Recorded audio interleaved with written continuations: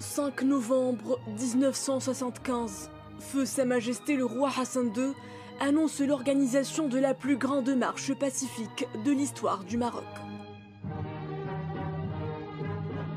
350 000 hommes et femmes fouleront le sol de cette partie intégrante du territoire national, munis de la foi, de la justesse de leur cause et brandissant le Saint-Coran et le drapeau national.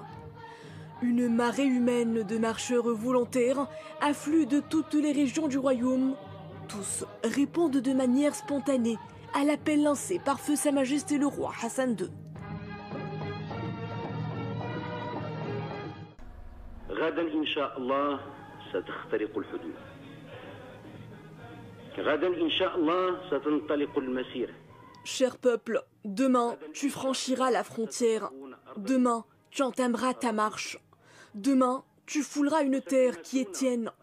Tu palperas des sables qui sont tiens. Demain tu embrasseras un sol qui fait partie intégrante de ton cher pays. Orchestrée d'une main de maître par Feu Sa Majesté le roi Hassan II, cette grande marche populaire patriotique a permis de hisser le 28 février 1976 le drapeau national dans le ciel de l'Aïoun, ouvrant la voie à la libération des provinces du Sud et scellant le parachèvement de l'intégrité territoriale. Une épopée fondatrice de la détermination du trône et du peuple à recouvrer une partie intégrante du royaume, le Sahara marocain.